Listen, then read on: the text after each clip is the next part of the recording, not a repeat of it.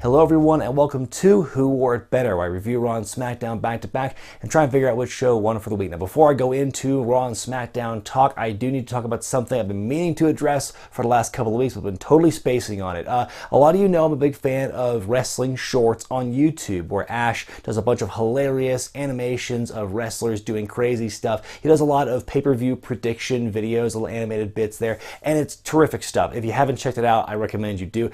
He also did the artwork for my Jim Cornette Night Before Christmas video last year, so you might be familiar with his artwork through that. But recently I made a cameo appearance in the inaugural episode of the Doggy Rusev show on the Wrestling Shorts channel. If you don't know who Doggy Rusev is, watch the channel and you'll get a feel for what that character is all about. But it's his own character now, its own spin-off thing on Wrestling Shorts, and I make a small cameo early on in it. I'm really happy. I feel honored that Ash included me in the video, and I think it's just great work by Ash overall. So again, go to Wrestling Shorts and check it out. I'm putting the link for that video in the description, and I'm also putting it in the gimmick in the upper right hand corner of the screen. So with that out of the way, finally, thank you for your patience, Ash. I know I meant to talk about it weeks ago, but here we finally are. So let's begin. Raw begins with a moment of silence for the anniversary of 9/11. Then we go right into a match. Second week in a row, Raw begins with a match. So be still my heart. It's Roman Reigns taking on Jason Jordan. Last week it was Jordan taking on John Cena. So it's more of that same thing here, where they're really trying to put Jason Jordan over as this big competitor. And I think that they delivered, especially this week. I feel like, I can't put my finger on as to why, but I feel like this match with Roman Reigns actually exceeded that of the Jason Jordan John Cena match last week. I think this one was more enjoyable, felt more kind of on the edge of your seat. Like you really felt like, gosh, maybe this is Jason Jordan's time. Of course, Roman Reigns wins in the end, but man, the way they put him over in the ring, in the commentary, it's like they're doing their damnedest to make him look like a star without having him win. I mean, like Corey Graves said, commentary, moral victories is kind of what Jason Jordan's been having these last couple of weeks. He looked amazing in defeat here. John Cena comes out after the match, very similar to what Roman Reigns did after Cena's match the previous week, and then it's just more of that whole kind of wink nudge, lifting the veil, breaking kayfabe, and talking about like all these things that the dirt sheets talk about and the Reddit talks about and everything. Roman says he's had more great matches in the last 2 years than Cena's had his entire career. Cena says that Roman is burying himself just by opening his mouth. Roman says he's better for ticket sales in the last 5 years than Cena's been,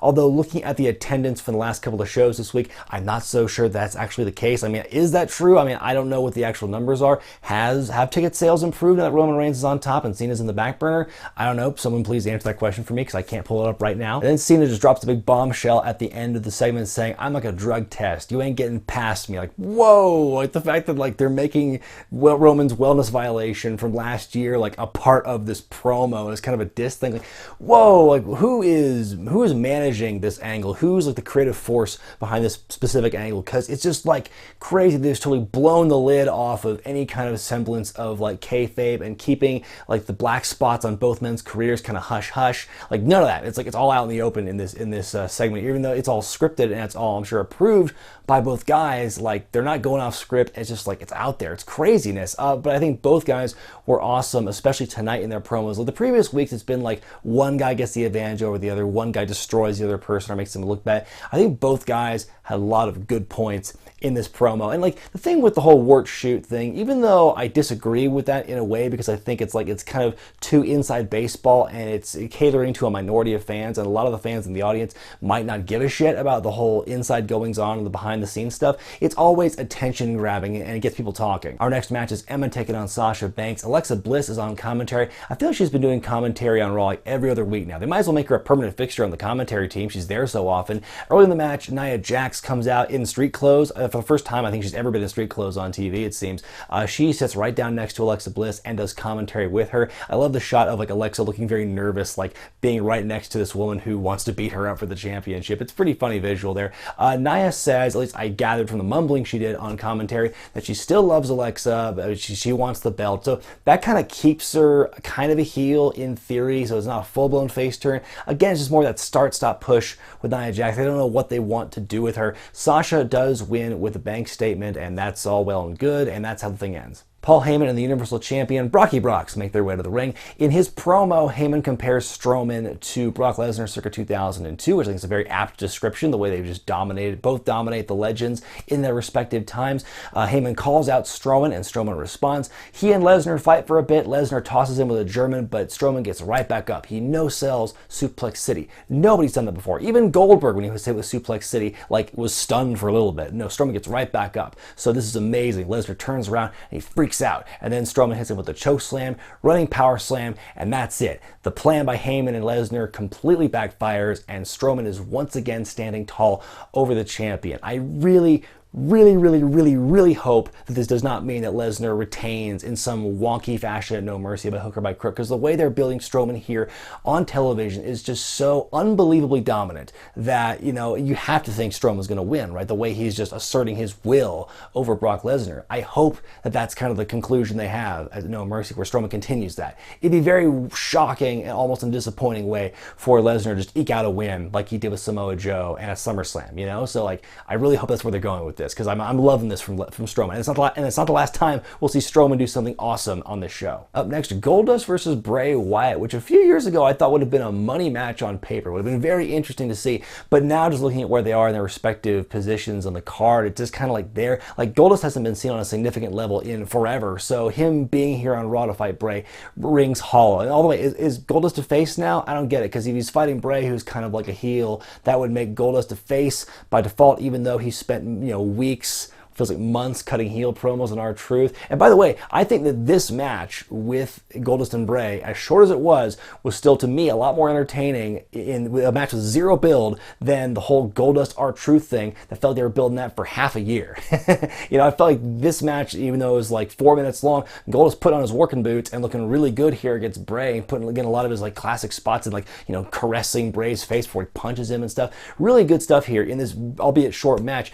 Bray does win with Sister Abby, and then he takes a rag and he starts rubbing off Goldust's face paint. He's just a man. It's very shocking, kind of like unmasking a luchador in a way, to see Goldust with the face paint taken off, because that's Bray's thing now. He hates face paint, because the whole thing at No Mercy is he's fighting Finn, man versus man, no face paint allowed, no demon paint allowed for Finn Balor here. He can't get the makeup kit out for No Mercy. So Finn does run out and make the save and chases Bray Wyatt off. And that's the end of the segment. But again, I think this match, as short as it was, and as random and no build as it was, and confusing as it was that Goldust is there as a face at all, is still pretty entertaining in my opinion. Sheamus and Cesaro were supposed to be taking on Anderson and Gallows, but that match never happens, because as Cesaro and Sheamus are making their entrance, they get distracted and go into a big brawl with Rollins and Ambrose, who are at the announce table playing with binoculars. Anderson and Gallows join the fray. It's a big 6-person brawl. After that, backstage, Kurt Angle tells Ambrose and Rollins to find 2 partners to take on the Bar and the Good Brothers in an 8-man tag team match later in the night. I'm like, golly, who could it possibly be in this wasteland where there's almost no relevant tag teams besides the 3 you just saw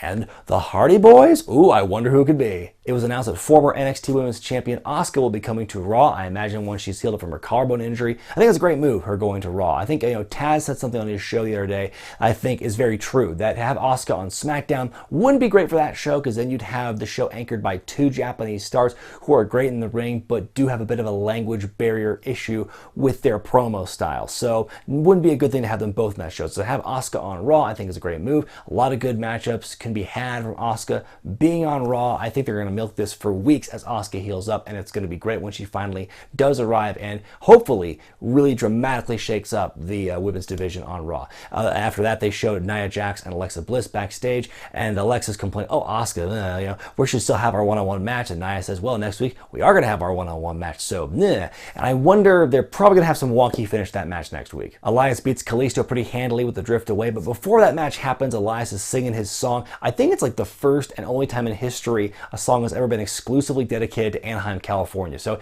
history being made on Monday Night Raw, folks. It makes me laugh about looking at Kalisto. I mean, not laugh so much. I don't laugh at him, but just the fact that where Kalisto is in his position on Raw. Remember a few months ago when he beat Braun Strowman in that dumpster match in a fluke and then was immediately murdered by Strowman? And some people were like, well, maybe this is the start of something good for him. Ha! The third hour begins with Braun Strowman taking on John Cena, and there's not really much to say about this match besides the fact that Strowman destroys Cena, dominates him for the bulk of the match, and then when Cena does get his hope spots in, Strowman just snuffs that shit out really quickly. He winds up hitting him with a power slam onto the steel steps, which ends in a disqualification. Just so rare to see John Cena just so handily destroyed by someone, and so to see Braun Strowman do that is really awesome. It's very awe-inspiring. At the same time, the way they booked this segment, it kind of leaves it open for a rematch down the line. There was no winner here. Strowman still looks good. Cena was never actually defeated, so maybe in the future they'll have some kind of matchup. But I think this, again, just dominates, showing Strowman's dominance and really making him such a huge threat to Brock Lesnar's championship at No Mercy. I pray to God they don't cock this up. Up next, in my opinion, the wildest Miz TV segment since when the Ball family showed up. You can remember how crazy that was, but for different reasons. First, the Miz and Maurice announced they're expecting a baby. That's awesome. Congratulations to them. That's awesome that they would be given the opportunity to make that announcement, even though they're very much heels. To have such kind of a cool face response to the news was pretty awesome by the fans. Enzo then interrupts Miz's speech, which was kind of a heel move compared to the reaction that the Miz got when they announced they're having a baby. But then the Miz just eviscerates Enzo on the mic. He brings up the tour bus incident and getting kicked out of the locker rooms. Mistake after mistake after mistake. You hang out with the rappers, just totally just tearing Enzo apart here on the microphone. I think is everyone just cut and work shoot promos here between Cena and Reigns and The Miz. It's almost kind of turning into Russo era WCW in a way, where all the promos are this isn't a part of the script and we're lifting the veil, it's kayfabe breaking. So then these two have a match, and it's not enough for these two to have a straight up wrestling match. They have to cut promos on each other while they're fighting. They each have a mic in their hand. They're fighting and they're talking. Very weird stuff. You don't see that very often. Enzo says the baby's going to ask who's the daddy, and the Miz snaps, and he and the Miztourage all take turns beating up Enzo, and that's pretty much the whole end of the thing. But what a way to show off Enzo here, because you move him to 205 Live to keep him away from segments like this, and you give him a few wins, and you make him a Cruiserweight Championship contender. He's going to be fighting Neville at the pay-per-view, and then you bring him back to Raw to fight the Miz, and it's a reminder that he still isn't shit. It's not a good day to be Enzo Amore. Just being dressed down by the Miz verbally and then having his ass beat is just what do they do? Why bother, have him here? If you're trying to hide his weaknesses and you're trying to make him look a contender, why would you do this? I mean, it's kind of cathartic in a way to see the Miz, destroy Enzo like this in a lot of ways, but still, why? Why would you do it? Main event time, Rollins and Ambrose and their partners, the Hardy Boys, big shock, taking on Anderson, Gallows, Sheamus, and Cesaro. It was a fine match. The babyfaces win when Rollins covers Anderson. My biggest gripe with this, I think they just put in the wrong spot in the show. I think they should have switched it with Cena Strowman, in my opinion. I think that shows are so much better and so much stronger when they end with something surrounding the top angle at the time, or in this case, one of the top two angles at the time. I think, again, fine match, just wrong place to put it. Before we move on to SmackDown, this week's edition of Who Wore It Better is brought to you by The Kevin Gill Show, your PMA Power Hour. Each episode contains in-depth interviews from people from the worlds of music and wrestling who are positive, who are mental, and who have attitude. Past guests include the Young Bucks, Taya Valkyrie, Colt Cabana, Vampiro, Cassius Ohno, and tons more. Find The Kevin Gill Show on audioboom.com and on iTunes today. SmackDown begins with Kevin Owens making his way to the ring. He's reiterating he's going to be suing the company for all their worth, and SmackDown will be no more. So there's going to be some big changes to the new Kevin Owens show. He takes a shot at Byron Saxton and Tom Phillips while he's at it. Kevin Owens calls out Vince McMahon, but then Shane's music plays, but out comes Dolph Ziggler doing the Shane dance and everything, doing more of his impersonator angle. He says hi, he says bye. Kevin continues to talk, but then Daniel Bryan comes out and says Vince is on his way. You're not going to like what he has to say. And Kevin says, well, he's not going to like what I have to say, and he walks off. It's an okay opening segment. It really sets the tone for what's going to happen with he and Vince later on. The first match of the night's for the U.S. Championship as AJ Styles defends against Ty Dillinger. This match was longer than the one they had 2 weeks ago, but still a bit too short for my taste, especially if you take out the portion that was covered up by the commercial. I think we all know Ty Dillinger is capable of wrestling a terrific match with AJ Styles here, and for what he had here, it was a fine match. But considering his place on the card, it wouldn't make sense for him to to put AJ on the ropes and really make it look like he's going to win here. He does hit him with a tiebreaker, but AJ does kick out. He makes Ty tap out to the calf crusher for the second time now. I think he's the only person who's tapped out in WWE to that move at all, much less twice. Baron Corbin lays out both of them after the two shake hands, and Corbin says he's going to be facing Styles next week for the title. You know, despite the heat Corbin appears to have over his kerfuffle with like the concussion doctor a couple weeks ago backstage, he's still involved in stuff, which is good. After a backstage interview between Rusev and Robo Dasha, we go to the ring and Jinder Mahal, the champion, makes his way there. He brings up some pictures of Shinsuke Nakamura on the big screen, and like it's all the funny facial expressions he does, and he and the Singh brothers have a good laugh over it. I love the Singh brothers and their overacting, the way they ham it up here. It's pretty hilarious. But you know, the jokes are kind of crude, but like at least it's different than his normal shtick that he eventually goes into by the end of the promo here. He tells Shinsuke not to go after the championship because if you're the champion, people will hate on you and persecute you for your eyes looking different and you sounding different. And so he kind of goes back into that whole thing he's been doing about you people don't like me because I look different. He cuts the promo in Punjabi. And that's it. You know, there's no Shinsuke interruption. Nothing happens there. The promo was different, but like, was it good? I don't think so. Like, if Jinder did more of that kind of like comedy shtick while addressing his opponents up to this point, it wouldn't have felt so out of left field. But the way he did that here, and then for there to be no comeuppance from Shinsuke, I thought was very weird. I don't know why he wasn't on TV. Maybe he was in a dark match. I don't know. But yeah, kind of a weird promo where it's like, again, I want to see more of that Jinder not being so super serious and being so, oh, you Americans, da da da. Like, I want to see him do more of that stuff where he makes fun of his opponents, kind of like that. Have like the blend of like being evil, but also being kind of like have a sense of humor about it. But this was just kind of the weird introduction to that I didn't think felt right. The SmackDown Tag Titles on the line in a Sin City street fight as the Usos defend against the New Day. Another terrific match by both teams. This has been one of my favorite feuds of the year on SmackDown, on Raw, whatever you want. It's been an amazing feud here for the company. Really great stuff by all the guys involved. The match ends when the Usos are about to do the double splash onto Big E, but Kofi shoves Jay off the top rope and into a table. Midnight Hour to Jimmy. The New Day win the SmackDown Tag Titles for the second time. A total of 4 tag title reigns between the both shows. Really solid match, like I said, great stuff. The highlight, one of the highlights of the show. The real highlight would come later, but this is obviously my favorite. This is the best match of the night. The third title match of the night, SmackDown Women's Championship as Natalya defends against Naomi. Did neither of them get an entrance? I thought it was kind of weird. It comes from commercial. They're both in the ring. Kind of awkward. Carmella is on commentary and has James Ellsworth on a leash. Kind of kinky. The match ends when Natalya gets dumped outside and Carmella, who's like tethered by the headset for a second, tries to distract Natalya. Naomi jumps outside, dives on Carmella and Ellsworth, but then she gets shoved into the ring post by Natalya. Sharpshooter with an extra turn there for some reason, and Natalya wins and retains the championship and lives to fight another day. This match was fine for what it was, but I'll talk about my issues with this segment at the end when I go to my review, my final grade. For the second week in a row, Dolph Ziggler comes out to tell us why we're dumb for liking things. He comes out copying Bayley's entrance, complete with Bayley buddies. Then he takes a shit on the Ultimate Warrior, which surprised the hell out of me. I'm like, he's their #1 revered nostalgic act in the company that Hulk Hogan's been on the outs. So it's like, for them to take a shit on him like that, that was a very ballsy move. Shelton Benjamin and Chad Gable take on the Hyatt Bros in a pretty short match. Shelton and Gable win. I feel like these two guys just lost in the shuffle. Like, Shelton coming back should have been kind of a big deal. Gable was just kind of coming out on the cusp of stardom with that brief singles run he had when he and Jordan were split up. So now what the hell are they doing? The Hyatt Bros teased that breakup again. They started kind of planting the seeds for it felt like eons ago, and that's pretty much that. The show ends with Vince McMahon confronting Kevin Owens in the ring. It's Vince's first appearance on SmackDown in 4 years, which is an incredible statistic. He says to Kevin that if Kevin does go through with his lawsuit, the company, Kevin will be fired immediately. Vince says, I've never lost a lawsuit. Like, Vince, why is your company called WWE again? Then he says he suspended Shane, not because he put his hands on Kevin, but because Shane didn't get the job done. So he's going to reinstate Shane, and he's going to put a match between Shane and Kevin in Hell in a Cell at the pay-per-view in a few weeks. And so then Kevin says, well, you have to promise me that you can't fire me for beating a McMahon senseless. And so they shake on it, and then Kevin beats Vince senseless. Jesus, the stuff, first of all, that headbutt, the opening headbutt, making Vince bleed hard way was one of the sickest things I've ever seen. Like, oh my God, this old man just took a headbutt and is bleeding from the forehead. Then he punches him, he kicks him in the ribs, hits him with a super kick, hits him with a frog splash, despite Adam Pearce telling him, no, Kevin, don't do this. This is your boss. And then he finally leaves, and Stephanie McMahon kind of stares at him for a bit, and that's how the thing ends. Like, Kevin just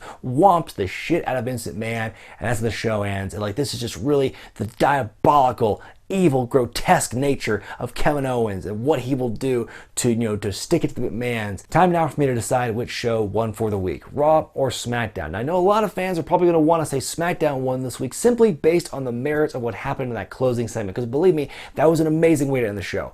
However, I will say Raw wins this week because I feel that SmackDown just didn't take advantage of the opportunities that they had. For such a stacked show and all this stuff happening on SmackDown, all the hype and all the ballyhoo, you'd think they would take advantage of that more and just go more all out and balls to the wall. They're in Las Vegas. It's the Sin City SmackDown. Do some crazy shit. Out of the 3 title matches they had, only one of them was worth anything, and that was the tag title match. Everything else was just kind of like, there. AJ and Ty, it was okay, but I feel it could have been so much more to that. And the Women's Championship match, again, go all out. Why not have Carmella cash in Money in the Bank and win the briefcase there on SmackDown, right there in front of everybody? Why not have, Shinsuke beat Jinder's ass for making fun of his face? Why not give AJ and Ty a couple more minutes to try and steal the show? Why not have Breezango come out and try and solve that mystery finally they've been trying to do for weeks at this point? Just so many missed opportunities, a bunch of little things that compounded into a big thing, in my opinion. Meanwhile, with Raw, I feel there was just a lot more going for it. I mean, Reigns and Jordan was a great match. Strowman's path of destruction between beating the hell out of Brock Lesnar, then doing the same thing to John Cena in the same night.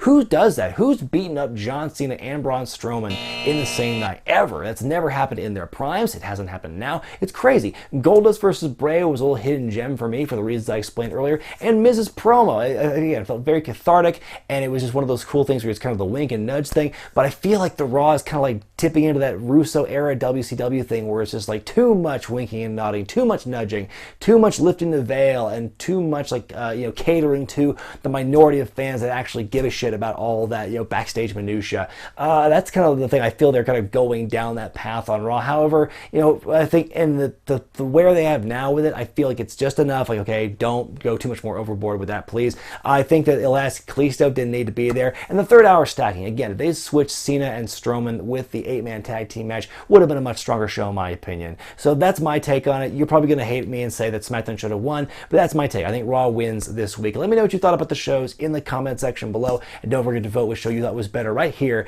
in the gimmick in the upper right hand corner of your screen. Just a reminder, all my shirt sales this month September on ProWrestlingTees.com/wrestlingwithregret. All the profits will be going to Hurricane Harvey relief, the Houston Humane Society and the Houston Food Bank, and not only that, the final total from the shirt sales, I will double that donation myself. So if you've been thinking about buying one of my shirts, now I think is the best time to do it because you'll be helping out a great cause, 2 great causes in fact, on the way. One last thing, I know the Mae Young Classic had its finals on Tuesday night. I'm not going to spoil who won. I will be talking about the Mae Young Classic at length alongside R. Felix Finch later this week, so be on the lookout for that. I'm Brian Zane, and I'll see you next time.